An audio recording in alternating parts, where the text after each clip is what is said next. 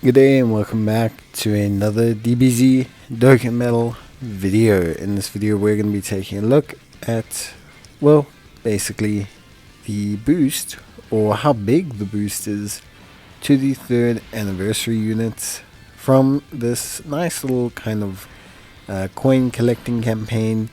So for those who didn't know, with the coin collecting campaign part 2, which obviously brought missions to use characters between the 2nd and 4th anniversary.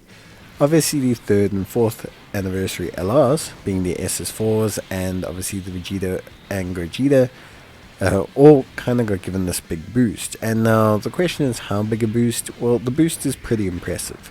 It's, I believe, plus 600% attack, 1000% defense, and guaranteed crits.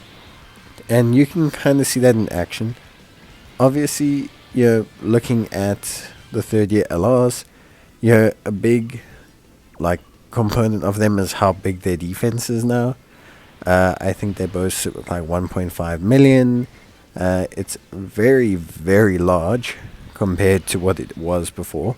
Remember, these percentages are additive, so it's not like their percentages got updated by 10 times or anything. It's not like 1000%. It's not like they got 10 times the attack and 10 times the defense, but they got pretty much 4 or 5 times multiplied. They look really cool now. In fact, they look like what they'd look like if they got a super easy air, which I guess is kind of the point. It's really cool to see the raw stats that they're putting up, but it doesn't really fix how can I say, it doesn't really fix the things with their kit. So they still have a little bit of a key problem. Their heal still only kicks in from turn 6. Besides that, they don't really do much else. Their heal only kicks in from turn 6. They still have a key problem. They don't have guard, they don't have damage reduction. So it's kind of weird because even when they transform, you'll see the Vegeta transform.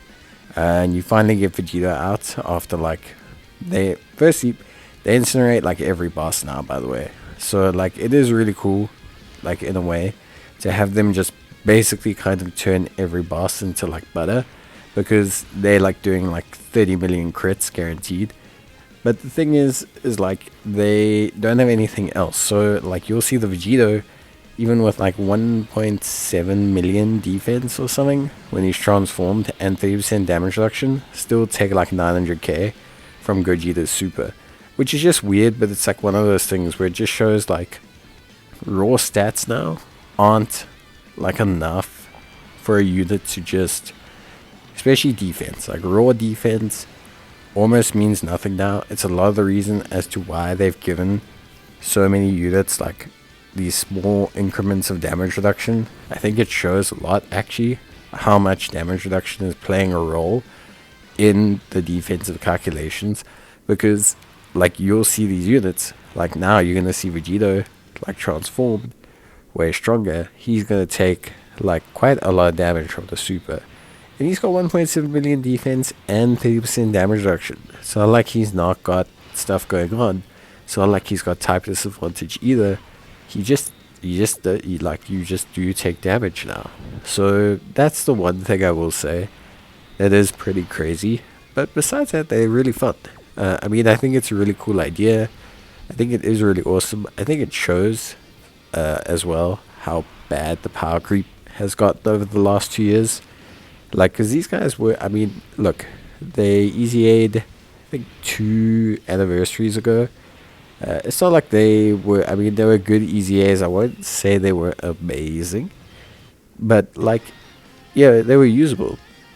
Now it's they're almost completely, they need these huge 1000 attack or 800% attack and 1000 defensive boosts and guaranteed crits to be usable. It's just pretty crazy if you think about it. So it's really interesting, I think, overall, to kind of see that change in units and stuff like that.